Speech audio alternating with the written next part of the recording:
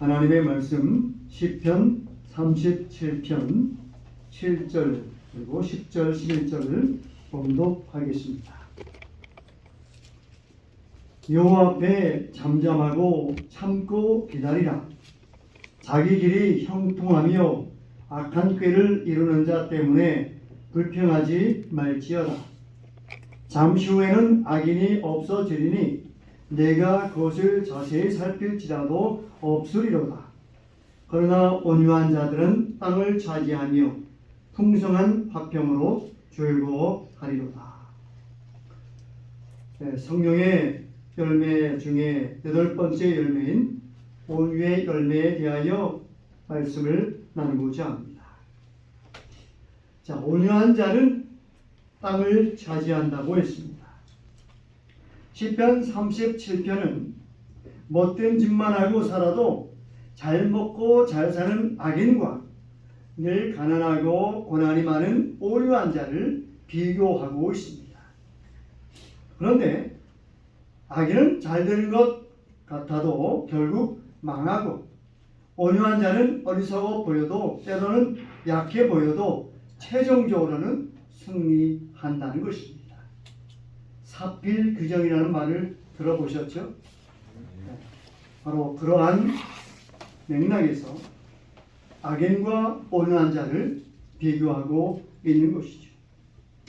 예수님께서 팔복을 말씀하시면서 세 번째 복으로 온유한 자는 복이 있나니 그들이 땅을 기업으로 받을 것이며 라고 말씀하셨습니다.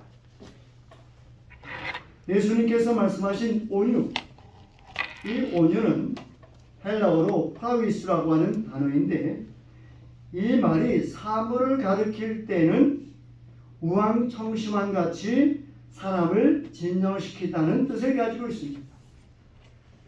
이 온유가 사람의 사물을 가리킬 때는 우왕청심환 같이 진정시킨다, 그런 뜻을 가지고 있고, 짐승에게 사용될 때는 길들여진다는 뜻을 가지고 있습니다. 진정시키는다, 그리고 길들여진다. 또 사람에게 사용할 때는 분노나 난폭의 반대로 온화한, 상냥한 그런 뜻이고, 어떤 행동이나 감정 또 징계와 관련해서는 친절한 그리고 관대한 그런 뜻을 가지고 있습니다. 우리가 여기서 기억할 것은 온유는 결코 약하다는 뜻이 아니라는 것을 기억하시기 바랍니다. 약한 것이 아니라 타고난 성질과 열정을 잘 통제하는 것을 온유라고 하는 것이죠. 왜 하나님께서 우리에게 고난을 허락하실까요? 사람을 겸손하게 그리고 온유하게 하시기 위해서 하나님께서 우리에게 고난을 허락하십니다. 자, 온유는 첫 번째로 자기를 통제하는 것입니다. 모세가 호렙산에 머물러 있을 때에 장인 이드로가 딸과 손자를 데리고 사위를 찾아왔습니다. 그 다음날 장인이 이드로가 나가보니까 아침부터 백성들이 또렷또렷 길게 줄을 서 있고 모세 혼자 하루 종일 재판을 하고 있는 모습을 보았습니다. 이 업무 처리를 하느라고 기진맥진해 있는 지도자 모세 사이를 보았습니다. 그래서 이것을 보고 이드로가 조언을 하지요. 1000부장, 100부장, 50부장, 10부장을 뽑아서 업무를 분담해 보라. 그리고 그렇게 해보니까 일이 정말 쉬웠습니다. 그런데 이 모습을 보고 격분하는 두 사람이 있었습니다. 누구였을까요?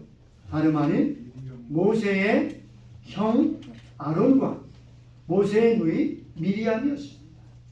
왜 다른 사람은 다 만족해 하는데 모세의 형과 모세의 누이는 불평하고 격분했을까요? 그것은 모세가 구수 여자를 취해서 왜 구수 여자를 취했느냐 이 말입니다. 얼굴이 검은 여인을 왜 취했느냐는 말이죠.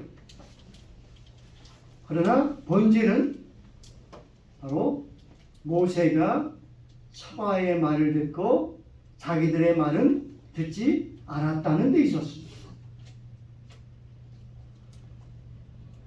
그래서 미리암이 아론을 부추겨서 모세를 비방하게 됩니다.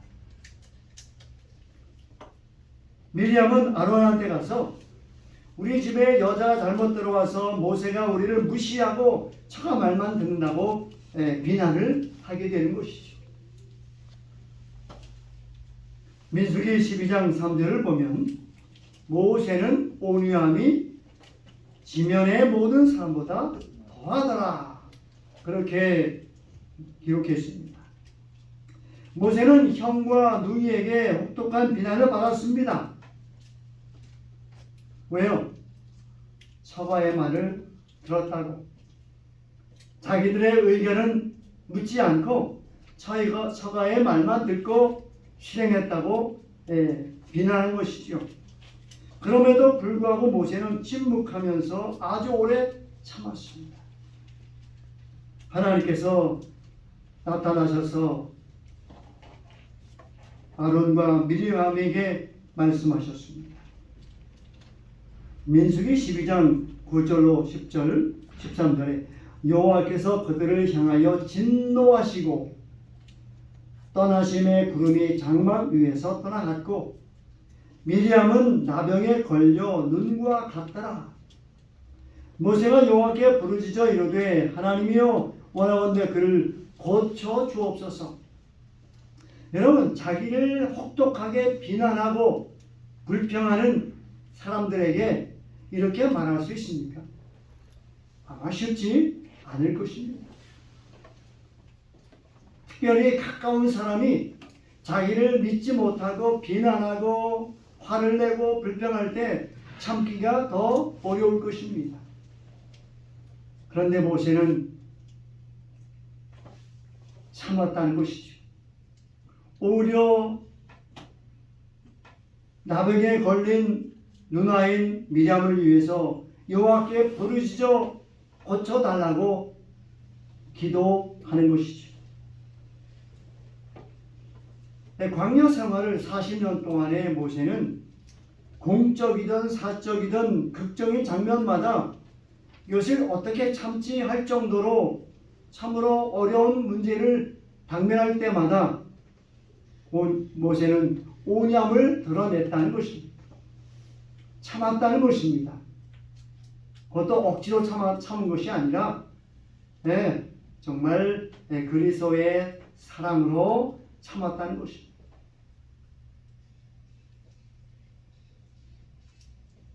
그러한 모세, 확실하게 누구보다도 온유한 모습을 보여주었던 모세도 마지막에는 자기 통제를 하지 못해서 실패를 했고 치명적인 실수를 범합니다. 민수기 20장 12절에 여호와께서 모세와 아론에게 이르시되 너희가 나를 믿지 않고 이스라엘 자손의 목전에서 내 거룩함을 나타내지 아니한 고로 너는 이 회중을 내가 그들에게 준 땅으로 인도하여 들이지 못하리라. 무슨 문제가 있었습니까? 이스라엘 백성들이 불평했습니다. 물이 없다고 불평했습니다. 그러자 하나님께서 이스라엘의 반석 위에 가서 명하여 물을 내라고 말씀하셨어. 그런데 자기 통제를 하지 못한 모세와 아론이 하나님께서 물을 내시는 일을 우리가 물을 내랴 화를 내면서 반석을 지팡이로 2번이나 쳤습니다. 성경에서 반석은 누구를 가리키죠? 예수 그리스도를 말합니다. 이전에 르비딤에서 백성들이 물이 없어서 불평할 때 하나님께서 뭐라고 말씀하셨어요? 반석을 향하여 치라고 말씀하셨습니다. 그래서 반석에서 물이 나와서 이스라엘 백성들이 시원한 생수를 마음껏 마실 수 있었습니다. 반석은 바로 예수 그리스도이십니다. 지팡이로 쳤다고 하는 것은 무엇을 의미하죠? 예수님이 당할 십자가의 고난을 의미합니다. 그런데 시내산 이후에 이제 또다시 이스라엘 백성들이 목이 말라서 불평하고 원망할 때 하나님께서는 반석을 향하여 서서 명하여 물을 내라고 말씀하셨습니다. 모세가 어떻게 해야 되겠습니까? 하나님의 말씀을 순종해서 반석을 치는 것이 아니라 반석을 향하여 명하여 물을 내야만 했습니다. 그런데 이 말전에 모세가 그만 참지를 못하고 반석을 몇 번 쳤다고요? 두 번이나. 한 번도 아니고 두 번이나 반석을 쳤다는 것이죠. 물론 물은 흘러나왔지만 하나님을 잘못 드러냈습니다. 하나님의 영광을 나타내지 아니하고 자기들의 영광을 나타냈습니다. 오늘은 뭐라고요? 자기를 통제하는 것이다. 자기를 조절하는 것이라고. 그런데 모세가 그렇게 하지 않았습니다. 그래서 하나님께서 말합니다. 너희가 나를 믿지 않고 이스라엘 자손의 목전에서 내 거룩함을 나타내지 아니한 거로 너희는 이 회중을 내가 그들에게 준 땅으로 인도하여 드리지 못하리라. 가나안 땅에 들어간다는 것은 천국에 들어간다는 것입니다. 모세가 살아서 가나안 땅에 들어갈 수 있었는데, 천국에 들어갈 수 있었는데, 그만 자기 통제 때문에 통제를 잘 못해서 화가 나서 격분해서 그만 가나안 땅에 살아서 들어가지를 못했다고 하는 것이죠. 여기에서 믿지 않았다는 것은 하나님을 불신했다는 뜻이 아니라 아무리 화가 나더라도 하나님께서 처리해 주실 것을 믿고 온유하게 처신했어야 하는데 그러지 못했다는 것입니다. 내 거룩함을 나타내지 아니하였다는 것은 하나님을 대표하는 자로서 백성에게 화를 내고 소리를 지르고 지팡이로 두들겨 댐으로써 하나님의 거룩함을 손상시켰다는 것입니다. 이렇게 온유하지 못한 결과는 모세에게 너무나 치명적이었던 것이죠. 우리도 그럴 때가 있습니까? 사적으로 이렇게 하는 것도 잘못인데 공중 앞에서 화를 내고 그런 경우도 종종 봅니다.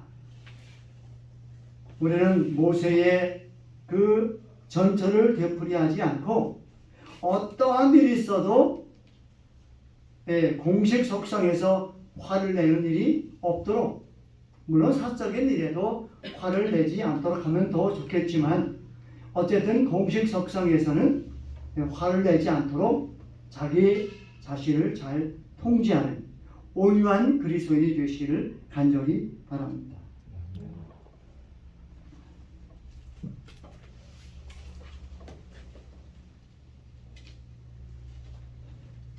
우리 부조와 선지자 421페이지 보면 경건하다 공언하는 자들은 모두 마음을 경계하고 아무리 성이 날지라도 자제력을 행사해야 할 가장 엄숙한 의무를 지니고 있다.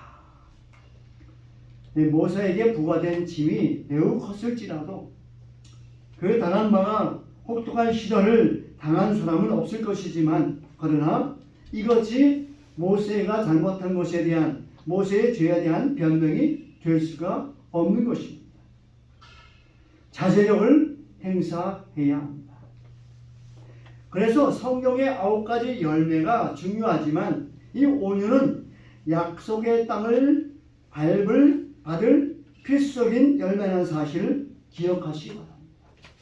온유하지 못해서 천국에 들어가지 못하는 사람들이 있다는 것이죠. 에베소서 4장 26절로 27절을 보면 분을 내어도 죄를 짓지 말며 해가 지도록 분을 품지 말고 마귀에게 틈을 주지 말라. 그런 말씀이 있습니다.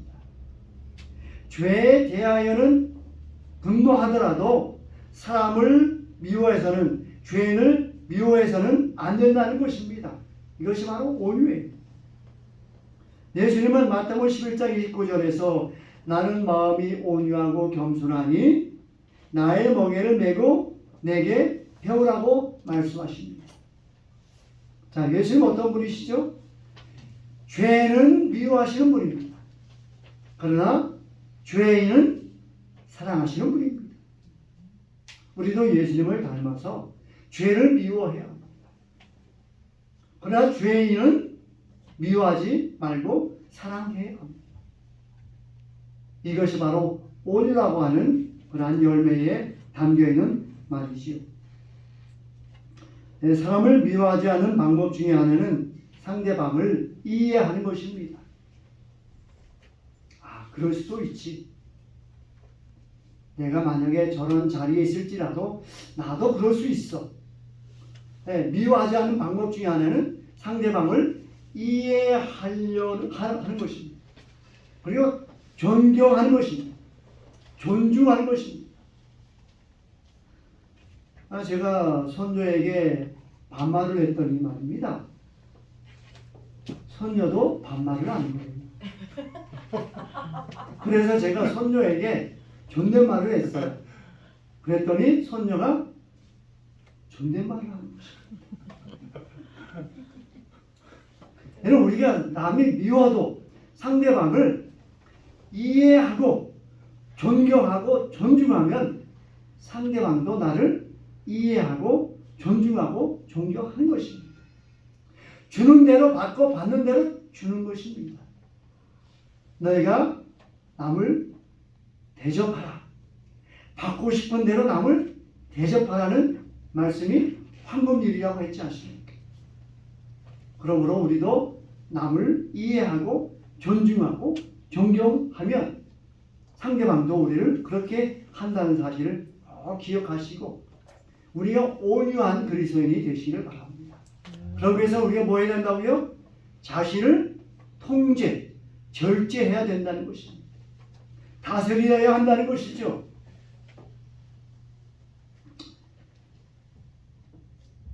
자, 두 번째는 온유는 고난을 수용하는 것입니다.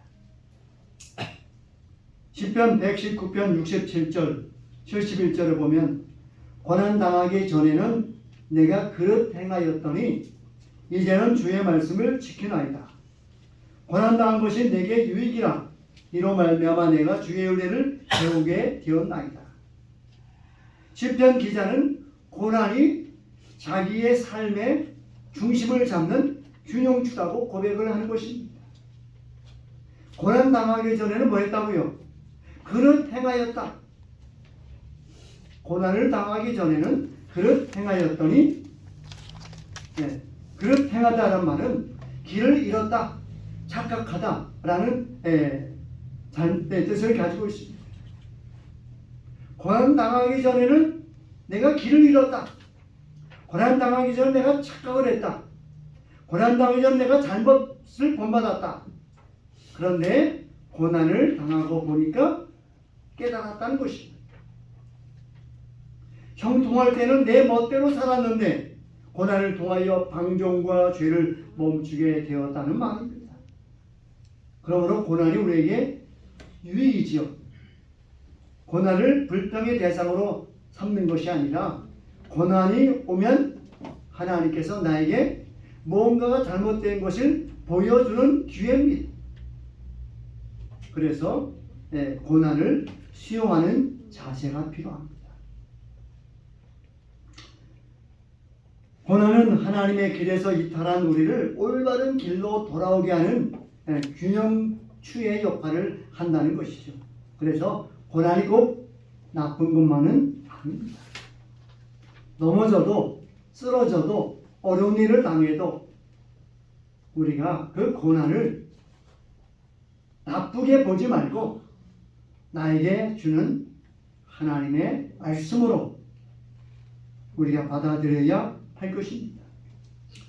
우리가 너무나 형통해서 너무나 아무 일이 없어서 나태해진다면 고난은 우리에게 꼭 필요한 것입니다.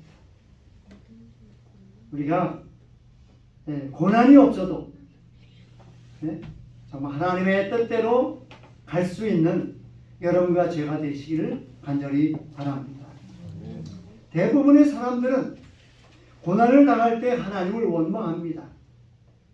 그러나 어떤 사람들은 오히려 하나님께 돌아오는 사람들이 있어요. 여러분 어떤 부류의 사람이 되기를 원하십니까?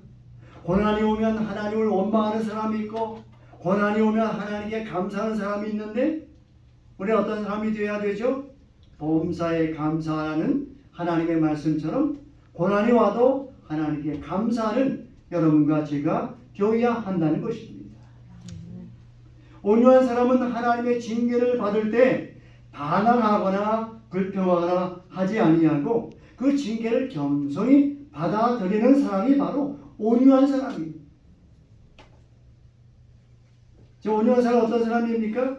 누가 세게 말해도 부드럽게 나오는 사람이 온유한 사람입니다. 세게 나온다고 해서 세게 맞받아치면 어떻게 되죠? 싸움이 벌어지는 것입니다. 세게 나올 때 부드럽게 받아들이는 자세, 그것이 바로 온유라는 거예요. 여러분 야구할 때 공을 던지고 받죠? 우리 장지사님 민주가 공 던지고 받아보셨습니까?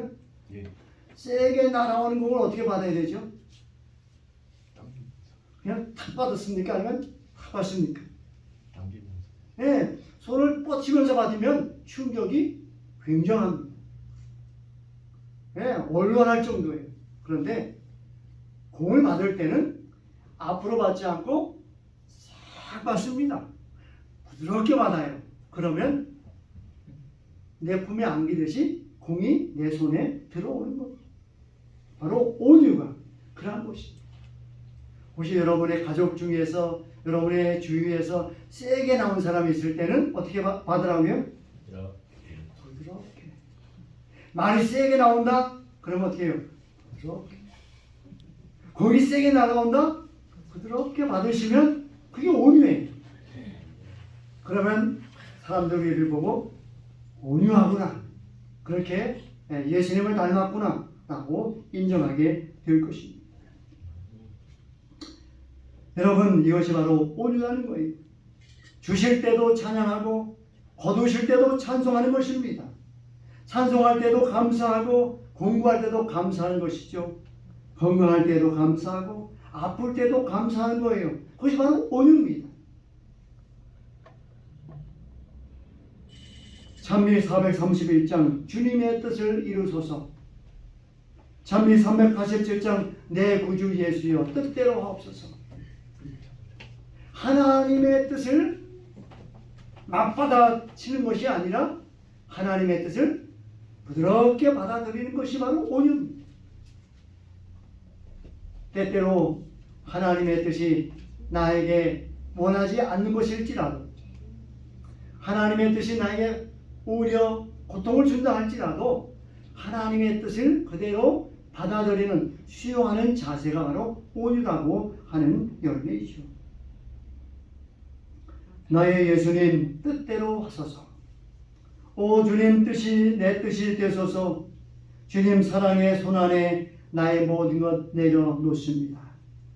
슬플 때나 기쁠 때나 주님의 것이 되게 해주시고 이렇게 말하도록 나를 도우소서. 주님 당신의 뜻이 이루어지이다. 우리 주기도문에도 이런 말씀이 있지 않습니까? 나의 예수님 뜻대로 하소서. 비록 많은 눈물을 통해 보였지만 나의 희망의 별이 흐려지거나 사라지지 않게 하소서. 주님 지상에서 우시었고 종종 홀로 슬퍼하셨으니 내가 주님과 함께 울어야 한다면 주님 당신의 뜻이 이루어지이다. 이것이 뭐라는 거예요? 온유라는 것입니다. 우리도 오늘 이러한 기도와 간증을 주님께 드리는 믿음의 사람들이 되시기를 예수님의 이름으로 축원합니다. 온유의 두 번째는 고난을 수용하는 거예요. 그러면 세 번째는 무엇일까요? 세 번째로 온유는 순종하는 것입니다. 우리가 읽었던 것처럼 마태복음 11장 29절로 30절 나는 마음이 온유하고 겸손하니 나의 멍에를 메고 내게 배우라. 그리하면 너의 마음이 쉼을 얻으리니 이는 내 멍에는 쉽고 내 짐은 가벼움이라 하신다. 여기 온유가 프라이스인데 짐승이 길들여진 상태를 말합니다. 길들여진 짐승 어떻습니까?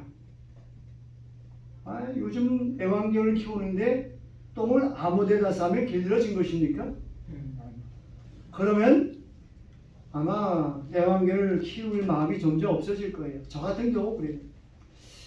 아무 데나 똥을 싸고 아무 데나 오줌 넣고 그런 걱정 때문에 애완견을 못 키우는 것 같아요. 그런데 애완견도 길들여지면 오줌 넣을 때 가서 오줌 넣고 똥 넣을 때 가서 똥 넣고 그런 모습을 보면 참 귀엽죠. 길들여진 모습이에요. 바로 짐승이 길들여진 상태를 온유라고 하는 것입니다. 예수님은 말씀하시죠. 나는 온유하다. 그 말은 무슨 말입니까? 나는 온유하다. 예수님께서 하신 이 말씀은 나는 하나님께 길들여져 있다. 이 말입니다. 여러분도 하나님께 길들여져 있습니까? 아직 그렇지 않다면 하나님께 길들여지는 여러분과 제가 되기를 간절히 바랍니다. 시편 40편 8절에 나의 하나님이여 내가 주의 뜻 행하기를 즐기오니 주의 법이 나의 심중에 있나이다 하였나이다. 예수님은 하나님의 뜻을 즐거움으로 행하셨어요. 여러분 일을 억지로 하는 것과 즐거움으로 하는 것과 다릅니까? 뭐가 다르죠? 성과가 다릅니다. 똑같이 일을 했을지라도 성과는 전혀 다른 거예요. 억지로 하는 것과 즐거움으로 하는 것, 슬프게 하는 것과 기쁘게 하는 것과는 다르다는 것이죠. 그런데 예수님은 하나님의 뜻을 즐거움으로 행하셨습니다. 왜냐하면 하나님의 율법이 그분 안에 있었기 때문이죠. 그래서 율법을 지킨다는 것이 노력해서가 아니라 저절로 되는 거예요. 이것이 뭐죠? 길들여지는 것이고 이것이 바로 온유예요. 억지로 누가 시켜서 하는 것이 아닙니다. 자원해서 즐거운 마음으로 하는 것이죠. 인색함으로 하는 것이 아니라 즐거움으로 하는 것. 그것이 바로 온유라고 하는 것입니다. 예수님께서 말씀하신 나의 멍에를 메고 내게 배우라고 말씀하셨습니다. 이것은 무슨 말씀을 의미할까요? 예수님께서 가르치시고 명령하신 모든 교훈이나 율법을 의미하는 것입니다. 예수님의 가르침은 처음에는 귀찮을 수 있어요. 우리가 부담이 될 때도 있습니다. 그러나 처음에는 나의 본성하고는 맞지 않을 수 있습니다. 그러나 그분이 가르치신 대로 사는 것이 가장 편하고 가장 행복하게 사는 비결이라는 사실을 깨닫게 되면 거기에 맞춰 가는 것입니다. 처음에는 부딪히지만 처음에는 뭐가 났지만 하루에 내려가면 그 모란 돌이 거친 몽돌이 되는 것처럼 그렇게 변해 가는 것이죠. 바로 우리의 모습이 모란 돌이 몽돌이 되는 과정을 거치면서 바닷가에 몽돌이 모여 있는 것처럼 우리 그리스도인들이 서로의 상처를 주지 않고 서로를 편하게 해주고 서로를 행복하게 해주는 그리스도인으로서 서로 교제하게 된다는 말씀입니다. 신앙의 최고의 경지는 하나님께 완전히 길들여지는 것입니다. 여러분 신발을 신어도 넥타이를 매도 옷을 입어도 일을 해도 한참 하다 보니까 익숙해졌지 않습니까? 길들어진다는 의미예요. 우리가 신앙생활을 하면서 하나님의 뜻이 자연적으로 흘러나올 때, 나의 삶을 통해서 자연적으로 행동되어질 때, 그것이 바로 길들어졌다고 할 수가 있는 것이죠. 나의 타락한 본성이나 또 나의 타고난 성질을 날마다 십자가에 못 박고 하나님의 뜻에 철저하게 굴복하는 것이 바로 온유라고 하는 사실을 기억하시기 바랍니다. 어린 사무엘은 하나님께서 부르실 때에 말씀하옵소서 주의 종이 듣겠나이다 라고 대답했습니다. 처녀 마리아는 가브리엘 천사 나타나서 내가 아들을 낳을 것이라고 말할 때 주의 계집종령이 말씀대로 내게 이루어지이다 라고 고백을 했습니다. 바로 이것이 온유입니다. 온유를 한마디로 말하면 주의 뜻대로 하옵소서, 주의 뜻이 내게 이루어지이다. 마리아의 모습이 온유이고 사무엘의 모습이 온유입니다. 모세의 모습이 온유해요. 오늘 성남 동북교회 모든 성도들의 모습이 이러한 모습이 되어야 한다는 것입니다. 온유한 자들은 땅을 차지하며 풍성한 화평으로 즐거워하리로다. 우리 모두 함께 하나님께 잘 길들여진 온유한 사람이 되어서 하나님의 나라가 임할 때 하나님의 나라에 들어가서 즐거운 화평으로 즐거워하게 되기를 예수님의 이름으로 축원합니다.